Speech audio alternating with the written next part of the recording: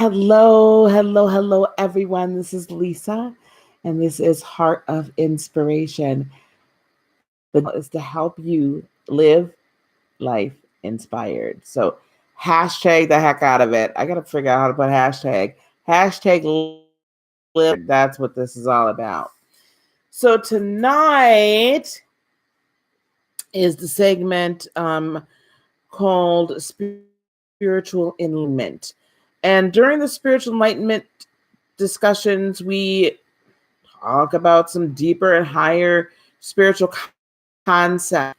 And I wanted to bring to the table, hello, Shemaya. I wanted to bring to the table the concept of intuition. And the reason why I'm bringing this to the table right now is because there has been in the spiritual realm, if any of you, if with any amount of being in tune at all or enlightened at all, as you felt a shifting happening. And I felt an acceleration of giftings, of knowledge, of people that are inquisitive about things of the spirit. People seem to be getting enlightened and at a quick pace. So I wanted to bring this to you guys and talk to you about intuition, because that really, to me, is the basis of all spiritual gifts. Okay? This ability to tap into one's intuition. Now, what is intuition? We pass that word around like a darn hat, right? What is intuition? This is going to be my definition. Disagree or agree, but this is how I understand. Intuition really is nothing more than us tapping into spiritual wisdom and spiritual knowledge. So when something is about to occur and you get a premonition, you like, ooh, feel right, or oh, I think that's going to be bad, right? You get that gut feeling. Yes, you get the gut intuition. Then is the spirit realm speaking to us in the natural.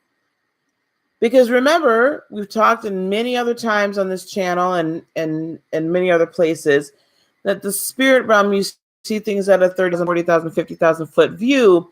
And in the spirit realm, spirit knows no time nor space, right? It is not constrained time or space. So this concept of intuition that one can see into the future, okay, psychic, prophetic, whatever you want to say, intuitive, is really you operating in the fourth, fifth dimensions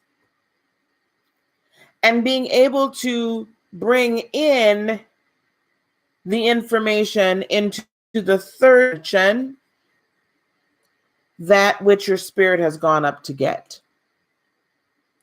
Now, there are some people that are born naturally more intuitive. They have a higher developed third eye, if you will, a higher open channel into the spirit realm. However, I do believe all of us are born with the ability to tap in. How many times people that you know that just spiritual at all, have someone said to you, I just knew that was a bad idea to do that? Or they're like, I don't know why I feel like this, but whatever the case is. That is their spirit. That's their intuition operating. If we can boil it down to just that, then intuition itself takes on a completely different look and feel. It takes the mystery out of it. And I'm just talking about intuition on a basic level. You know, most of us, we can it's like a language, right? We learn a language. It could be sign language. It could be you learn, it could be whatever, right? Or a spoken word, typed, written word. We learn a language and we learn how to communicate in that language in different forms. There's a written word, there's the spoken word, now there's this text speak, there's all that. So we learn how to speak it in different ways. Someone can be speaking sign language, using sign language. They're speaking the same language, just a different form. So, blessings, Cassandra. When we can comprehend that the engine is really spirit realm speaking to us in spirit language. Spirit realm speaking to us in the third dimension, or to us, right? Our physical selves, our higher self, in a language that we can understand. So it's going up here, getting the information, and it's translating it and then transmitting it down. That's really all intuition is. So how does one begin to tap into that? Well, first of all, acknowledge that it's there. We have to acknowledge that there is that you are born with that ability. And why do I say you're born with that ability to at least some degree? Because all of us, when we're born, we have a spirit. Our spirit is our true selves. Our spirit is our higher self. Beyond flesh and blood. We're not even what our mind perceives that we are. We are spirit that has chosen to come and indwell a body with a mind and have the experience that we call life. So first of all, we have to acknowledge that we're spirit. Second of all, we have to acknowledge that we are spirit that comes from Supreme Spirit, right? The very basis of life. And that spirit communes and in spirit.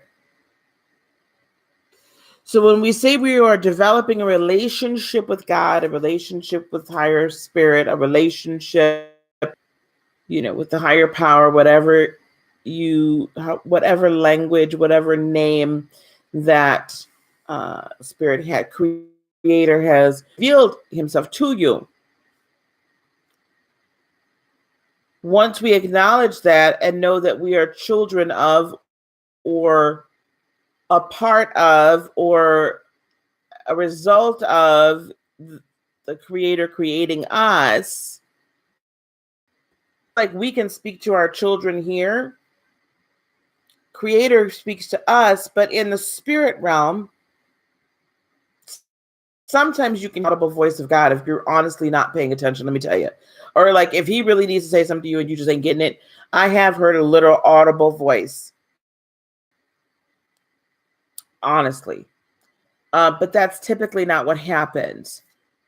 So once we recognize that we are in fact divine, from the divine, and that we are always seeking from our very birth then to get back into relationship with divine.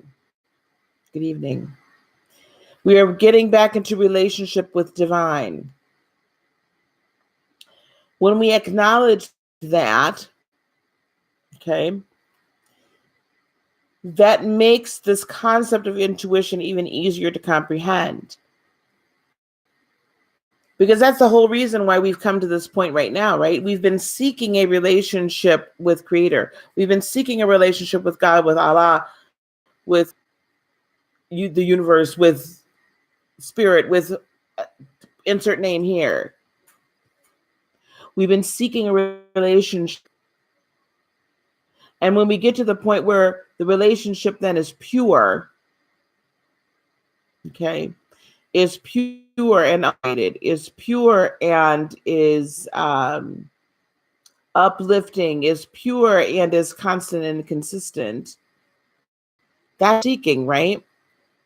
Well, just like I'm speaking to you right now, and I come to you on a regular basis, and we commune with one another, the same way that spirit seeks to commune with us. That's the relationship back and forth. Our spirit is here through our body. However, it travels, it knows no time and space. So the only way I can explain it is it travels up to the spirit realm. Intuition, therefore, is tapping into the spirit realm wisdom, bringing it back here. And the translation thereof then becomes the premonition, the intuition, the gut, the vision. Okay, that's what then becomes intuition. Are you following me? So I'm debunking and this mysterious, like, oh, he has this, I don't have that. We all do to a certain extent. I believe that the extent to which we have it is directly in relationship to what our purpose is. As far as what we access in regard to other people outside of our immediate circle and ourselves. Let me explain. I've told you all before, for those of you that are just seeing this video and seeing me, I have actually known that I was intuitive, if you will, since the age of 12, knowing. I believe I probably kind of knew but didn't call it or didn't know what to do with it well before that. As I grew, though, and up to walk in the office of the prophet in the church, then it became a much greater, broader, grander, because that was part of my purpose. That was my function. Hello. That was my function. So because being prophetic, intuitive, what have you, on a large as part of my function, I was born with a more developed intuitive muscle. So it's always been very easy, what people will call astral projection, or it was always very easy. Vision always came to me. Knowledge, words of knowledge always to me. Intuition and being intuitive always just came. Now, that does not mean, though, you, even if this is not your calling, that does not mean that you do not possess the capability to operate on an intuitive level. In fact, I will challenge you that you should be operating on an intuitive level on a regular basis. Why do I say that? Well, how often do you say, I wish I knew my purpose was, or I wish I knew what I was supposed to do next, or I'm just not sure about this, or I'm not sure about that? It's that knowledge and knowing and direction, that knowledge and knowing and a direction that I believe every human being is meant to have. I do believe that we have a creator that is so, how can we put it? I'll just say, but so like sarcastic that he would not want his children to know the path to walk on. Sometimes it's not a well-lit path, and sometimes it's an uphill path, and sometimes it's quite rocky, and sometimes it's downward and a downward spiral. There's all these ups and downs and hills, right? And valleys and rivers rivers, oceans, and deserts that we must cross, but that doesn't mean that he doesn't want to be in communication with us. So that's why I believe that everyone, I know, not that I just believe, everyone has an intuitive ability. Everyone does. Because again, I have now redefined intuition, taken the mystery out of it. Intuition is at its basic definition tapping into spiritual wisdom and bringing it back to the third dimensional world. That's all that it is. When we understand the nature of the spiritual realm and we understand and agree that the spiritual realm is not confined by time or space, that is why on an intuitive, one can see into the future and one can see into the past. So when people will ask me questions sometimes, that's why it's easier for me to go back and forth, because in all actuality, it's just one continuum. There's neither future nor past. There is present. Marinate for a second. So let's understand this is a continuum. There aren't stops, there aren't breaks, there isn't a day, that today isn't Thursday in the spirit realm. October the 18th. There's no, it is. So therefore, I have the ability to live in the spirit realm and have my steps ordered in the spirit realm, have my earthly steps ordered from the spirit realm, because I'm in constant communication.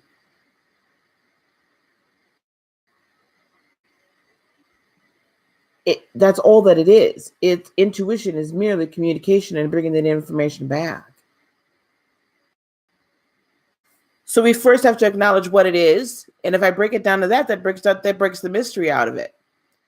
Again, I'm not saying that everyone is going to be intuitive to the point where your purpose is to do similar things that others do that are highly intuitive.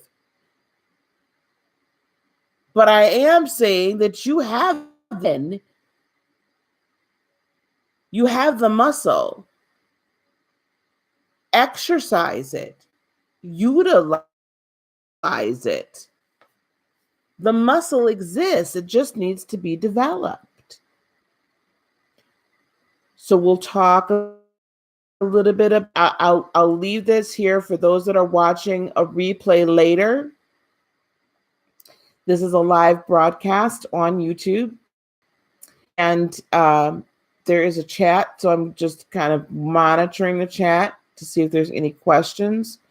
So I want to leave that there because I want concept down, because it's going to be very important that from here forward and every other spiritual conversation we have, we understand fourth, fifth, and beyond dimensions there is no time.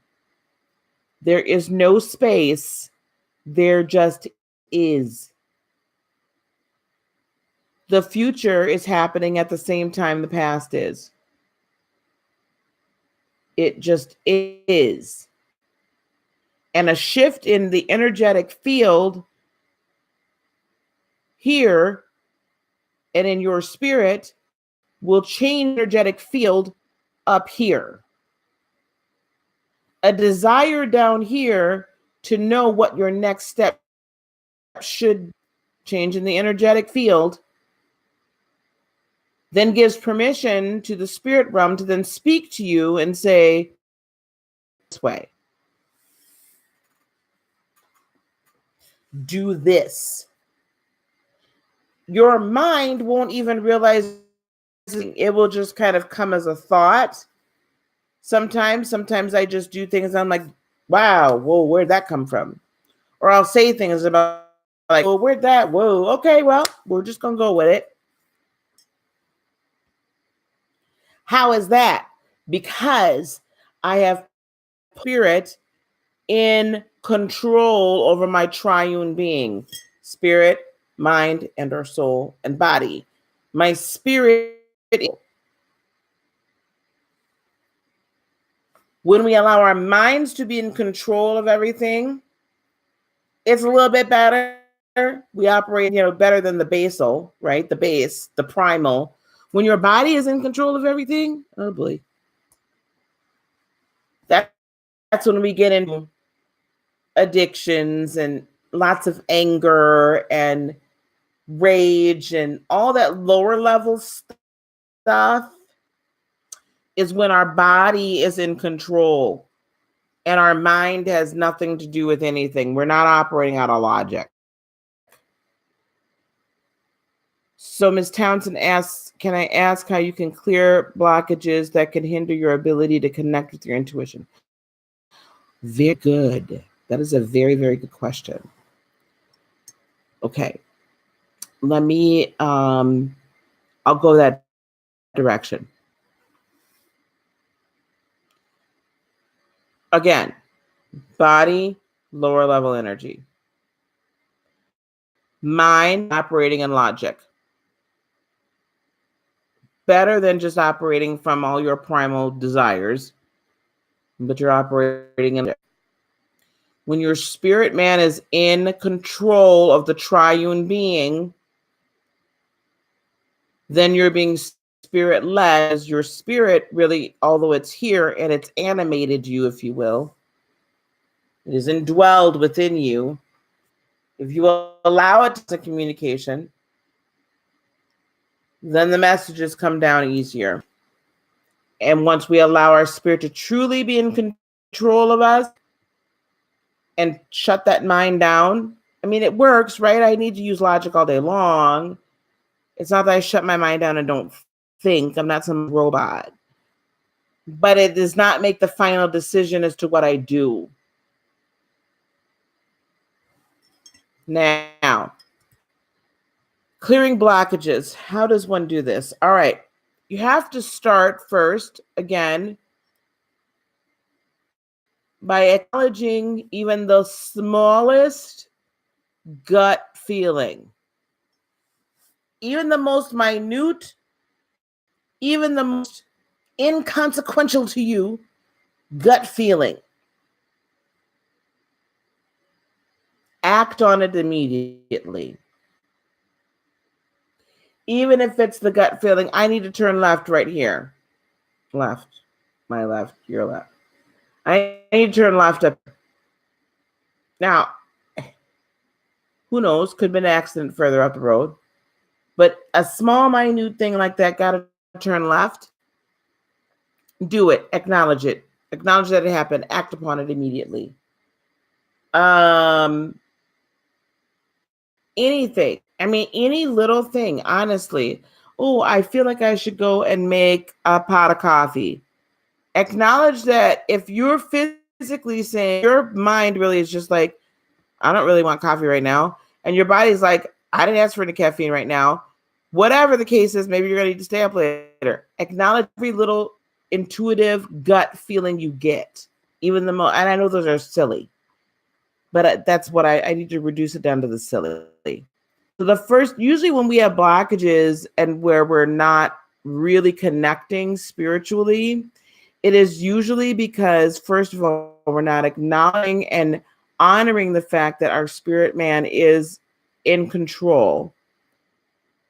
The second thing that usually is happening, that there are some unhealed issues that we still need to deal with. There are still some doubts, some fears, some injuries that have to be dealt with. It is almost impossible for me to hear if I am feeling disappointed in someone and I let it consume my thoughts. It is almost impossible for me to hear if I allow what's going on around me physically to take over my thought life. That will block it every time, because you're honoring your mind and the physical world around you, putting it above your spirit. The reason why I mention injury is because when we are still operating from a high level of unhealed issues, it clouds, hello, Deanna, it clouds our entire ability to be able to hear. Because we are operating from an energetic position of pain, of brokenness. So when I say be it perfect, nothing missing, nothing broken, I mean energetically in your chakra system, nothing missing, nothing broken. Perfect example is my marriage, my second marriage. I'm so consumed with pleasing the narcissist because I still had unhealed injury from my childhood. I was so consumed with that yes, I heard and I saw and I knew things were on intuitively, but I literally shut it. I was like, nope, don't want to see it. And pretty soon I stopped hearing about it. So I have to put your spirit at the forefront. Next, you have to ask in your meditative time. And a lot of us don't really understand the importance of meditation, meditative time, prayer time. We don't get it. We think we get it. But what happens typically in our prayer time, we're taught that that's a time to have conversation with spirit, with God, with creator. I will challenge you though.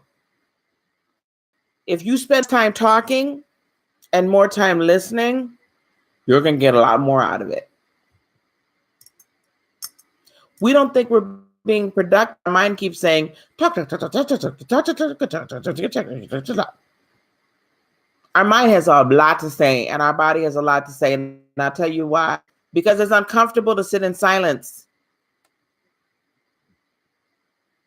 It is uncomfortable to sit in silence. Our brains are not conditioned. Our bodies are not conditioned to sit in silence anymore. We have stimuli coming from us from every direction. Ms. Townsend said, you definitely need to sit still and heal things. And that clouds what intuition is trying to tell me. Yes. Like I thought that the guy I loved didn't want to talk to me because of fear, but gut feeling told me otherwise. Exactly. And I will say that unhealed issues is repelling him from being with you.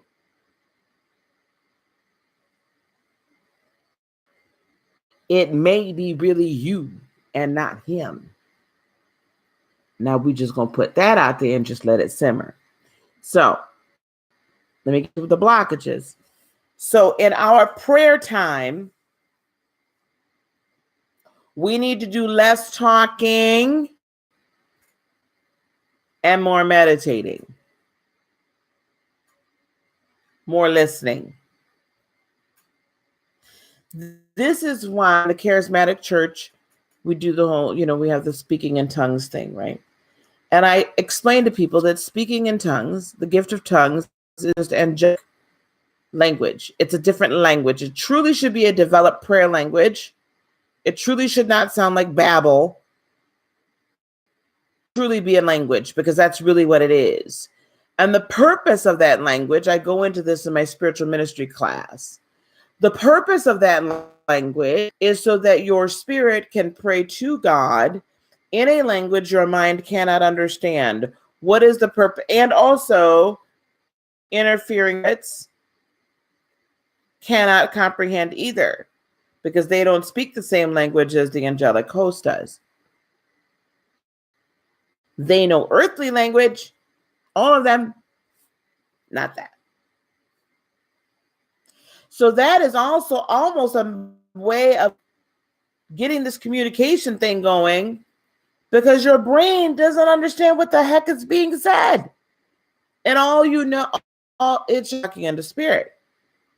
That's the concept, the true concept, the true meaning of a purpose of speaking in tongues. Now, I should be speaking in tongues. I'm just telling you, okay? Just giving you an example. If we translate that to, well, Lisa, I'm about to, do the whole speaking in tongues things. That's cool. What do I do in my prayer time? So in your prayer time, you can literally ask, show me where my blocks are. Show me, what do we want to work on? I need to understand why I'm feeling like this. Right? And then sit and listen and open yourself to that.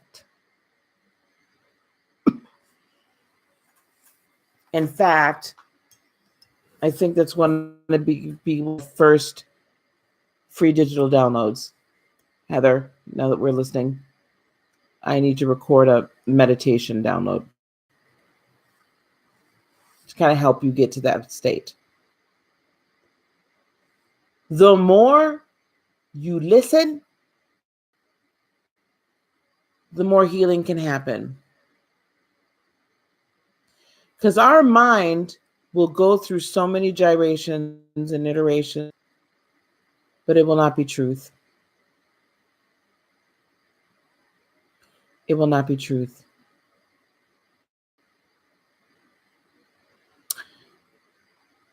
It will be what our perception is. It will be what our mind says. I'm going to logically go through everything that's happened in our life, and I'm going to say it's because of this. So you just need to, system says, you just need to forget about it and just, get over it. Put your big girl panties on, right? No. You don't forget about it. Not until you heal it. Not until you heal it. Someone wrote in an email that I read today, and and they put it in a very simplistic term, what I've just known innately for a while. Things don't happen to you. Things happen for you. When we start to look at any negative things that may have happened in our past or things that are happening in our present and decide that they're not happening to us, but they're happening for us, it changes the dynamic and removes the power from the memory.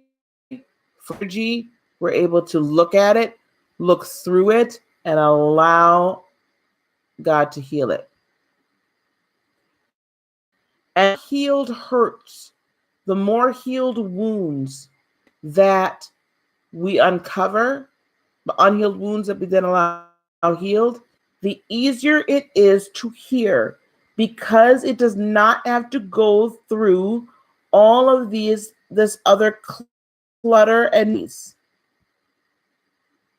The message it no longer goes through this filter of pain. It no longer goes through the filter of disappointment. It no longer goes through the filter of being a victim. It no longer goes through the filter of being unlovable. It no longer goes through the filter of nothing ever works right for me. It no longer goes through the filter of I cannot be successful. It no longer goes through the filter of I am not enough. Insert filter there. the more you heal, the fewer the filters. The filters get removed. That when children are allowed to operate in their intuitive gifts, when you honor a child's like, oh, I just knew they things, and you honor that and be like, that's awesome, baby. Where did you just know that? Mm-hmm. Awesome that you just know. That is great. You're spot on. You're exactly right. You keep honoring that gift in a child, and let me tell you what. That child's filter is clear and clean. I think I told you, I'm my 4-year-old granddaughter, when my youngest granddaughter was being born. And she and I were up there with my son and Megan. And we're waiting for my little Aria to be born. And Rayleigh and I and Megan's mom went out into the hallway while she was being checked.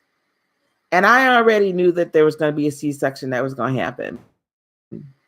And I just deduced it from what was happening. Of course, I just knew anyway, but I knew when she went in.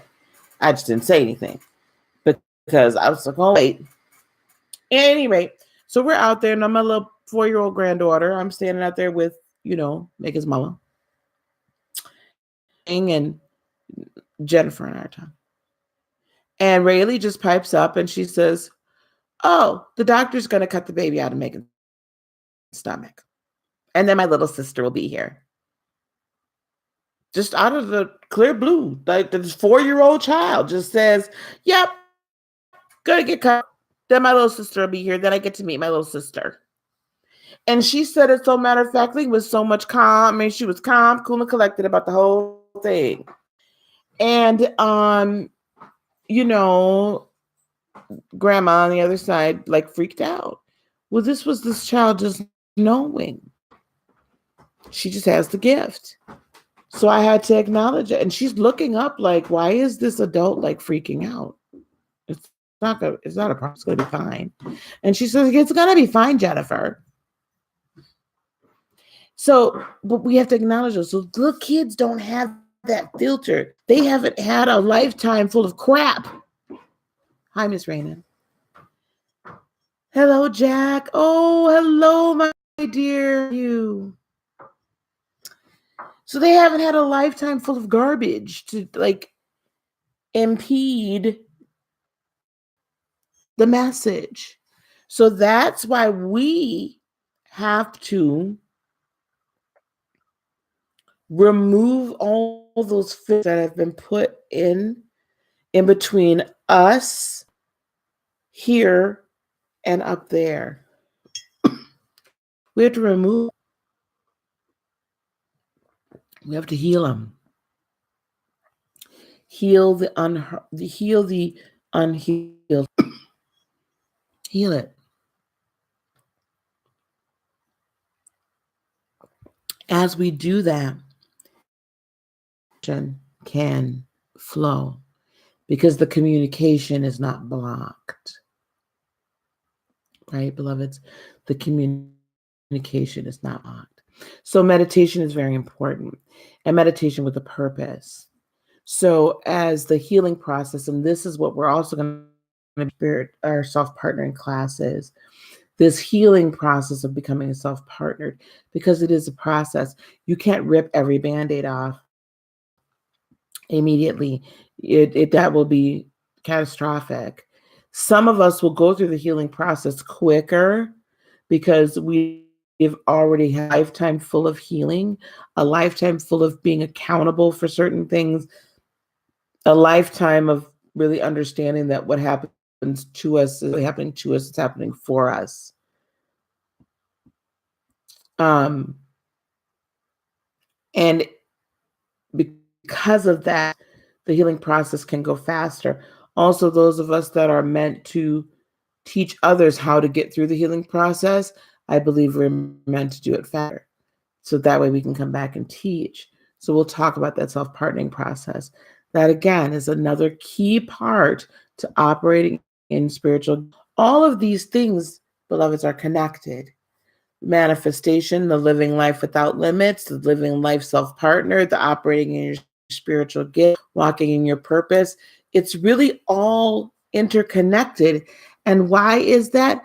Because the spirit, remember, knows no future, knows no past. It just is. Time and space are not a concept of the fourth dimension and beyond. That is a construct we as human beings had to have in order to live on this earth. Deanna says, why when you close the door on gifts and try to reopen, is it harder to add and open? Oh boy. It's as if I have to work harder to say I'm ready than it was when it was given initially, because now you've put extra stuff in between. And that is a very true statement. When you close the door and physically say, actually say, spiritually say, I'm not doing it. I'm not doing it. That gives room and space for interference to run rampant. And let me tell you what I say, I ain't doing it. You get piled on a ton of crap. You really start going through some things. The world really starts kind of going downhill quick. Why? Because you've actually removed your hedge of protection from around you. You've removed your hedge of protection. Yourself. I was chatting earlier with someone, and they were saying, you don't really get trolls in your life. I did at first, quite a bit. And then I was like, oh, no. We're not doing this. We're not doing this. So I put a hedge out there. So when you're operating at a high vibration, lower vibrational energies really recognize there's nothing for them to latch on to. So it's repellent. So I get the occasional, but really now the trolls that come around are really more looking to question than they are to be ignorant. And the ones that are ignorant, I just kick them out. I have no time and space for ignorance. I give no credence to ignorance. I give no room for it. Because it doesn't serve my, and what doesn't serve me, run along. I don't have time for it. So you take down your hedge of protection when you're saying, I'm not going to operate in my gift. And then, because spiritual law, right? You're refusing something. You're turning your back on something. So when you turn your back on gifts from Creator, on love, on light, really, because that's what it is. It's different forms of love. When you're turning your back on love, what do you get? Darkness. Or you turn your back on light, what do you get? You get darkness. There's only two choices. Now, I understand that some people have difficulty with polarities, but that's reality. It's either light or it's dark. So if you turn your back on light, what do you do towards darkness? You might not necessarily mean to, but that's in actuality what's happening. So that's why it's harder then to come back, because the darkness does not want you to get back to that light, because it knows you get back to that light, you are going to be 20 times as powerful, more powerful than you were when you left, because now it knows this. So it's going to do everything in its power to keep you from getting to the light.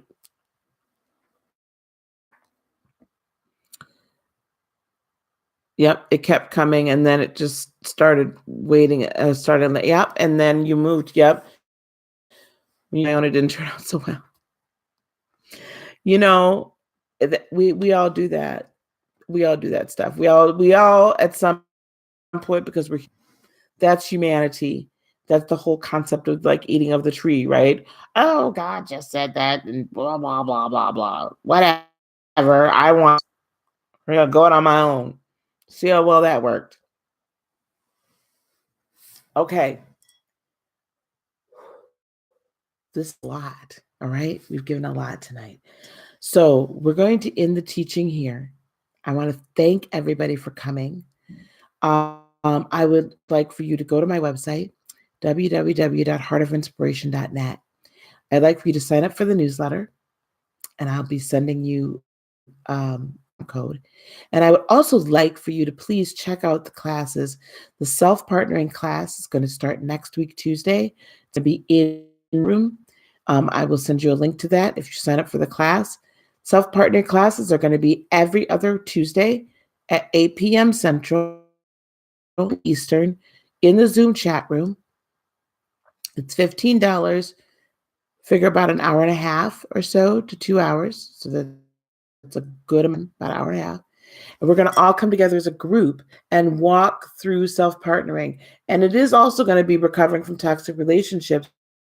But again, the self-partnering part of it, guys, is important no matter what. Because no matter what, you have to get to a point where you're at perfect peace and wholeness with yourself. No matter what. The rest of it doesn't work until you get to that point. So we will be at some point also talking about empaths and narcissists and things like that and all of that. But it's all towards the end of becoming self-partnered. You do not have to come to every class. Yeah, you'll be able to purchase that download later for $15. But I would really like to see you guys there. As many people as can come. Also refer that to folks that you know. We're not going to be doing intuitiveness. We're not going to be like, you know what I'm saying? Like, this is really self-partnering and understanding this quantum concept of self-partnering. So that's going to start this coming Tuesday, the 23rd. And then also under classes, you'll see the aura transformation class that we did a couple weeks back with Jeremy Anneker. That's a great time. You'll be able to digitally download that. And then also the spiritual ministry classes will be starting up again on November 3rd. So there's a lot happening. Do sign up for my newsletter.